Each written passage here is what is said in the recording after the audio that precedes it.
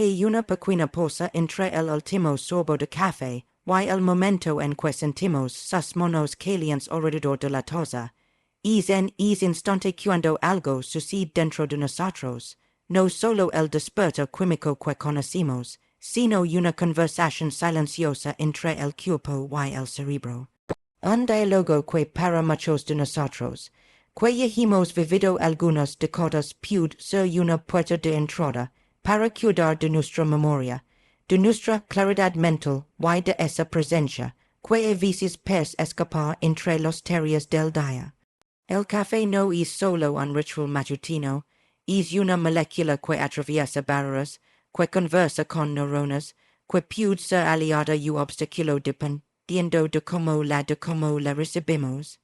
Y cuando comprendimos cómo el cerebro envejece, cómo la memoria se sostiene y cómo el cuerpo entero participa de este proceso, la taza de café deja de ser solo un hábito y se transforma en un gesto consciente de autocuidado. El cerebro humano es un paisaje en constante movimiento. A lo largo de los años ese paisaje se modifica. No se trata de declive inevitable, sino de transformación. Las conexiones entre neuronas, esos puentes delicados que llamamos sinapsis, pueden fortalecerse o debilitarse dependiendo de cómo vivimos, de lo que sentimos, de lo que ingerimos. La neuroplasticidad, esa capacidad del cerebro de remodelarse, no desaparece con la edad, solo pide más atención, más cuidado, más intención. Y el café, esa bebida milenaria que acompaña tantas culturas, contiene compuestos bioactivos que cuando se consumen de forma consciente pueden apoyar esa plasticidad. La cafeína es solo una parte de la historia. Están también los polifenols antioxidantes que protegen las células nerviosas del estrés oxidativo. Es proceso silencioso que con el tiempo puede dañar la maquinaria celular y contribuir al declive cognitivo. Están los ácidos clorogénicos que modulan la inflamación y la respuesta del cuerpo al azúcar en sangre. Está el diterpenoquefstol, que en exceso puede afectar el colesterol, pero que en dosis moderadas participa de procesos metabólicos complejos. Cada componente del café tiene una voz en la conversación con nuestro organismo, y cuando envejecemos, esa conversación necesita ser más refinada, más atenta. La demencia no es un destino escrito, es un riesgo que puede ser modulado por múltiples factores, muchos de ellos relacionados con la forma en que habitamos nuestro cuerpo. La enfermedad de Alzheimer, la forma más común de demencia, comienza décadas antes de los primeros síntomas visibles. Comienza con acumulaciones anormales de proteínas en el cerebro, con inflamación crónica de bajo grado, con disfunción en los mitocondrias, esas pequeñas centrales de energía que alimentan cada célula. Comienza también con la rigidez de los vasos sanguíneos, con la resistencia a la insulina, con el estrés crónico que nunca descansa, y es aquí donde el café entra no como una cura mágica, sino como un aliado que usado con sabiduría puede proteger el cerebro de varias de esas amenazas al mismo tiempo. Estudios epidemiológicos muestran que personas que consumen café regularmente a lo largo de la vida adulta tienen menor riesgo de desarrollar demencia y Alzheimer. No es una garantía, pero es una pista importante. Esa protección parece estar relacionada con la capacidad del café de reducir la inflamación cerebral, de mejorar la función de los vasos sanguíneos que irrigan el cerebro, de aumentar la producción de una proteína llamada factor neurotrófico derivado del cerebro, que es esencial para la supervivencia y el crecimiento de nuevas neuronas, pero hay una condición fundamental para que esos beneficios aparezcan.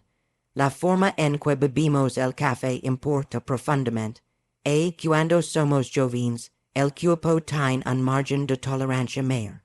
Podemos beber café a cualquier hora en grandes cantidades y el organismo compensa, pero a medida que envejecemos, el hígado metaboliza la cafeína más lentamente, los riñones trabajan de forma diferente, el sueño se vuelve más frágil. La misma tosa que a los 30 años nos doba energía, sin efectos secundarios puede a los 60 robar horas preciosas de sueño profundo. Esa etapa en que el cerebro se limpia de toxinas acumuladas durante el día. Y aquí está uno de los claves más importantes. El café debe servir al descanso, no robarlo. El sueño es el momento en que el sistema linfático, una red de limpieza del cerebro descuba, dejáis apenas algunos años, se activa plenamente. Durante el sueño profundo, espacio entre las células cerebrales se expande y un flujo de líquido cefalorraquídeo por proteínas tóxicas, incluyendo la beta amyloid que se acumula en la enfermedad de Alzheimer. Si el café perjudica el sueño, perjudica esa limpieza nocturna y el efecto protector se pierde. Por eso, para un adulto mayor, la última taza de café debe ser consumida hasta media tarde, como máximo hasta los 3 o 4 de la tarde. Después de eso, el cuerpo necesita tiempo para metabolizar a la cafeína y permitir que el sueño llegue con su función reparadora intacta. La cantidad también necesita ser ajustada, 3 a 4 tazas por día. Es la dosis que los estudios asocian a los mayores beneficios cognitivos en la población general. Pero para adultos mayores, especialmente aquellos con sensibilidad aumentada a la cafeína, con problemas cardíacos, con hipertensión o con dificultades para dormir, 2 tazas pueden ser suficientes. Lo importante no es seguir una regla rígida, sino escuchar el propio cuerpo. Si después del café hay nerviosismo, palpitaciones, temblores o insomnio, es el cuerpo pidiendo menos. Si hay claridad mental, energía suave y bienestar, es el cuerpo en armonía con la dosis. Y, aquí entra algo fundamental, la calidad del café. No es lo mismo beber un café de baja calidad, cargado de azúcar, con leche entera y en taza de papel, que preparar un café de origen conocido, sin endulzantes o con una cantidad mínima, tal vez con un poco de leche vegetal o especias que amplifican sus beneficios. El café puro sin azúcar es una experiencia amarga que el paladar puede aprender y apreciar. Y esa apreciación no es solo estética, es funcional. El azúcar dispara picos de glucosa en sangre, seguidos de caídas bruscas que afectan la energía, el humor y con el tiempo aumentan el riesgo de resistencia a la insulina, uno de los factores de riesgo más importantes para la demencia. Hay una relación íntima entre el metabolismo de la glucosa y la salud del cerebro. El cerebro depende de la glucosa como su combustible esencial, casi como una llama que necesita el tipo exacto de madera para mantenerse viva. Pero cuando aparece la resistencia a la insulina, es combustible deja de entrar con facilidad. Los neuronas lo sienten, lo sufren. Es como si tocaran una puerta que antes se abría sin esfuerzo y ahora encontraran resistencia. Por eso algunos investigadores llaman al Alzheimer diabetes tipo 3, porque el cerebro comienza a vivir una especie de hambre silenciosa. El café, especialmente el café sin azúcar, puede ayudar a mejorar la sensibilidad a la insulina, como si afinara los mecanismos que permiten a las células recibir la energía que necesitan. Pero al añadir azúcar, es beneficio se diluye. Es como avanzar un paso y retroceder dos. Por eso aprende a disfrutar el café puro o ligeramente endulzado con canela, un toque de miel o una pizca de cacao, puede convertirse en uno de los cambios más sencillos y poderosos que un adulto mayor puede adoptar. La canela estabiliza el azúcar en sangre con una suavidad casi medicinal, y el cacao puro aporta flavonoides que protegen los vasos sanguíneos y apoyan la salud cerebral. Son gestos pequeños, casi imperceptibles, pero que transforman una simple taza en un ritual nutritivo, en un acto de respeto hacia un cerebro que cada día es lo imposible por sostenernos. Hay otro aspecto que rara vez se menciona, el momento en que bebimos el café.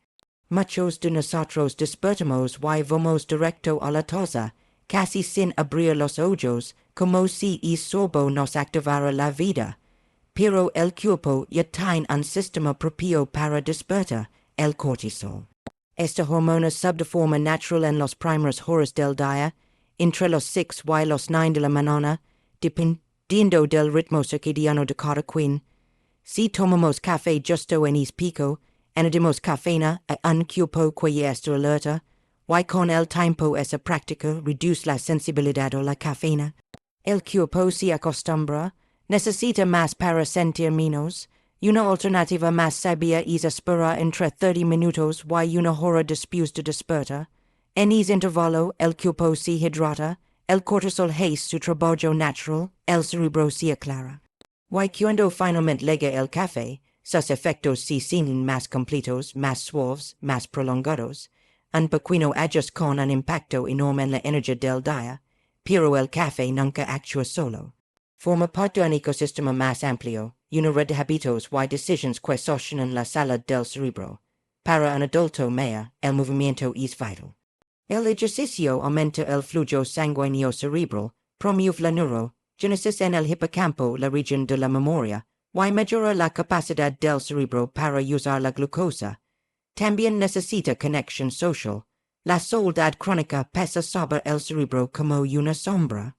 Es un factor de riesgo tan fuerte como el tabaquismo. Necesita desafíos cognitivos. Aprender, explorar, crear, equivocarse, intentar de nuevo.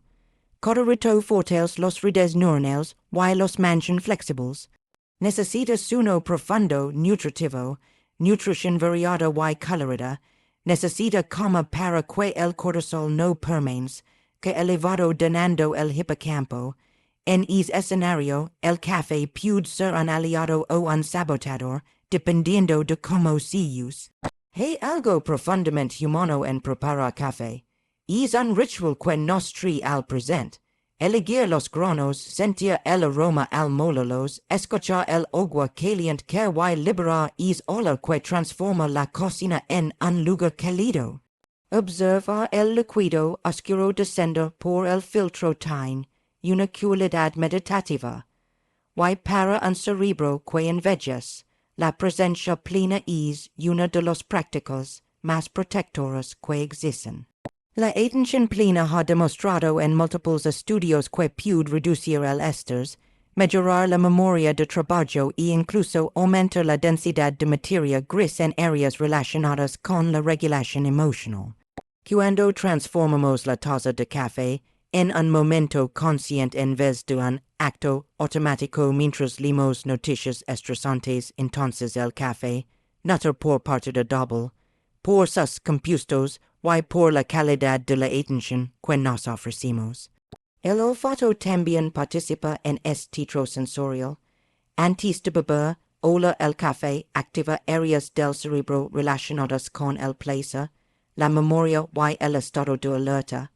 Estudios muestran que incluso el aroma puede modificar temporalmente la expresión de genes involucrados en el estrés oxidativo. Con la edad el olfato tiende a disminuir, por eso entrenarlo conscientemente incluyendo el aroma del café mantiene activa esa vía sensorial profunda y estratégica para el bienestar. Cada método de preparación aporta matices distintos. El café filtrado en papel recién de terpenos que pueden elevar el colesterol, por lo que resulta ideal para personas con niveles altos. El espresso y la prensa francesa, en cambio, no filtran esos compuestos, ofreciendo un perfil químico más complejo. Conocer estas diferencias nos permite elegir con sabiduría. La temperatura también importa. Beber café de más, yado caliente irrita la mucosa del esófago, y estudios lo han asociado a ciertos riesgos. Dejarlo enfriar ligeramente no disminuye el placer, pero sí protege el cuerpo.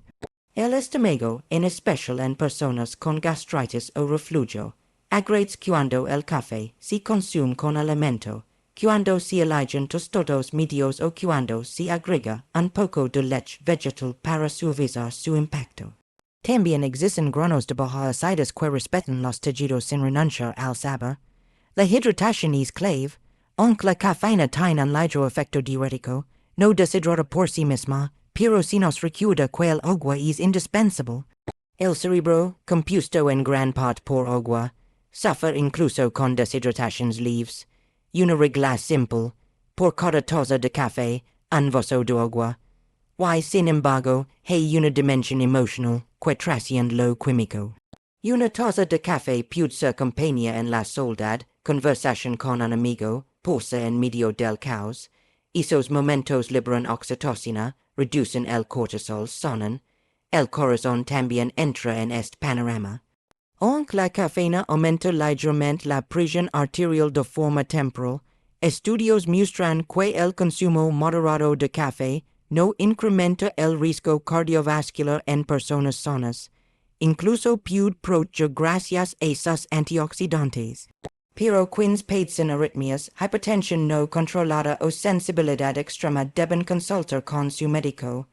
Lo mismo sucede con las interacciones entre cafeína y medicamentos para el corazón, la tiroides, la ansiedad o la depresión. Conocer estas interacciones nos da poder. Un descubrimiento fascinante es que el café puede proteger no solo contra la demencia, sino contra el Parkinson. La cafeína protege las neuronas dopaminérgicas, aquellas que se deterioran en esta enfermedad. No es una cura, no es una garantía, pero es una pieza más en un estilo de vida neuroprotector. El café orgánico merece una mención especial porque reduce la exposición a pesticidas, algo importante en adultos mayores con menor capacidad de desintoxicación hepática. Además, suele respetar más al planeta. Cuidar la tierra es cuidarnos a nosotros mismos. El café descafeinado conserva muchos antioxidantes, y es ideal para quienes no toleran la cafeína o quieren evitar afectar el sueño. Los métodos de descafeína, hacen con agua o CO son preferibles. El azúcar, en cambio, sigue siendo uno de los mayores enemigos del cerebro envejecido. Options como miel en pequeñas cantidades, erythritol, xylitol o stevia pueden ser más amables. Pero la verdadera liberación llega cuando entrenamos el paladar para apreciar el amargo, un sabor que despierta rutas antiguas de percepción y digestión, envejecer conscientemente es un arte. No se trata de miedo, sino de refinamiento. Escuchar al cuerpo, ajustar lo necesario, soltar lo que ya no funciona, abrazar lo que sí. El café puede ser un compañero fiel en ese camino, no porque lo solucione todo, sino porque nos invita a posar, a sentir, a elegir. Cada taza es una pregunta que necesito hoy, a veces claridad, a veces calma, a veces compañía, no hay sustancia mágica, hay constancia, hay pequeños gestos, hay presencia. Lo que protege al cerebro es la suma de todo lo que hacemos cada día. El café puede ser una pieza poderosa en es rompecabezas, junto con el movimiento, el sueño, la nutrición, la conexión humana, el propósito y el descanso. El cerebro es un jardín, no flores por accidente. Requiere agua, luz, quietud, paciencia. El café puede ser uno de esos riegos cotidianos, y cuando lo hacemos con intención, el jardín interno crece con más fuerza, con más resiliencia, con la belleza imperfecta pero luminosa de cada una de nuestras estaciones. Y quizá, al final, la pregunta no sé cómo usar el café para limpiar el cerebro o frenar la demencia. Quizá la pregunta real sí.